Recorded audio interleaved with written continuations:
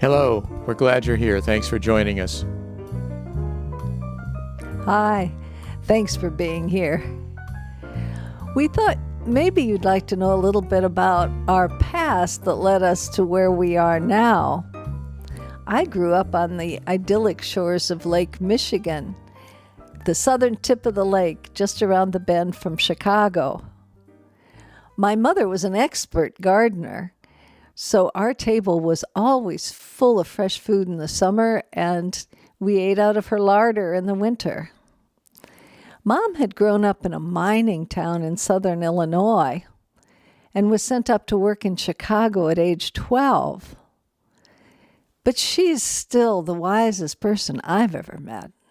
She was one of 16 kids, 8 of whom died in infancy. Her mother had escaped Europe before World War I, coming by herself with 3 kids in tow, pregnant. Mom's father later joined her.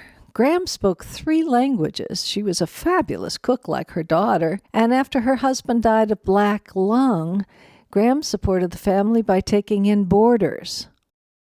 The 3 languages Graham spoke were Slovenian, German, and English, but the names she chose for her children were French: Frank, John, Josephine.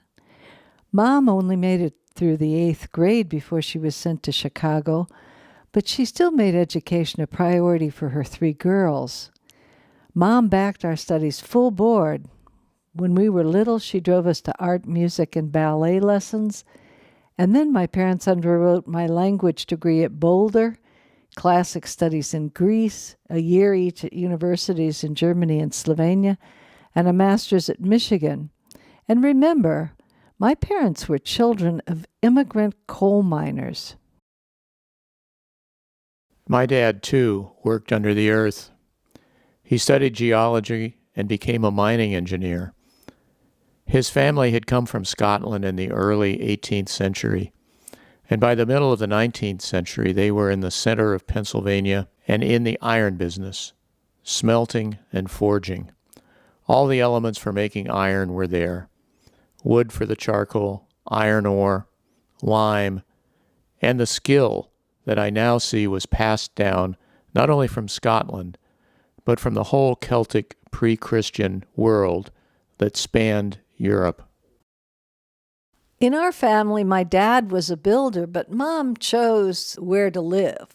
Seeing where our European relatives have chosen their homes, it's fair to say they've gravitated to places of singular natural beauty, places that generations before them have carefully tended. So the fact that there's now a national park where our lakeside home once sat seems only right. From Lake Michigan to Slovenia to France and all through Europe, we've seen this thread of natural preservation for public use that seems to be a strong tradition in all these places. From the heroic epics, we see the importance of meeting and transacting important business in parks and gardens.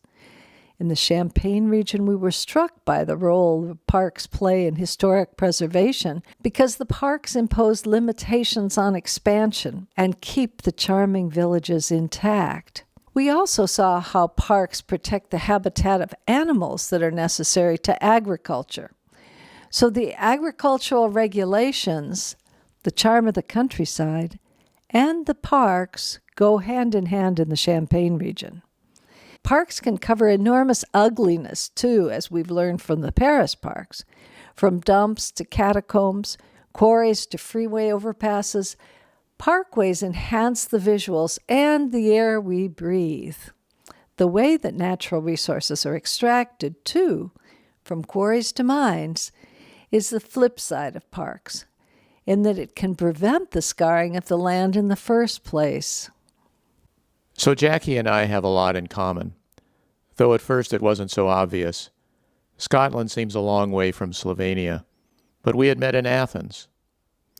But we met because of our parents' mutual friends.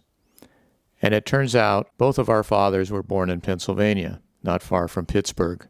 As a boy during the summers, I'd drive around the West with my parents. So I got to go into all the national parks: Grand Canyon, Bryce, Zion, Glacier, Grand Teton, Yellowstone. These were mining trips, and this boy would be suited up and taken down into the mines with his dad. And looking back, that's part of the picture as well, part of the linking together of tradition and knowledge. So science for us, from iron smelting to archaeology, has shown us a completely different new view of the past. We now trace back and see Celtic strains of gardens, of nature, of walking in the forest, of the immeasurable wealth in the natural setting. Our first views of Europe came as people and lands there still bore the massive scars of World War II. In the past 50 years, we are so encouraged to see both flourishing. Fields of poppies sway where battles once fought, and that too comes from our ancient Celtic traditions. Thank you for joining us.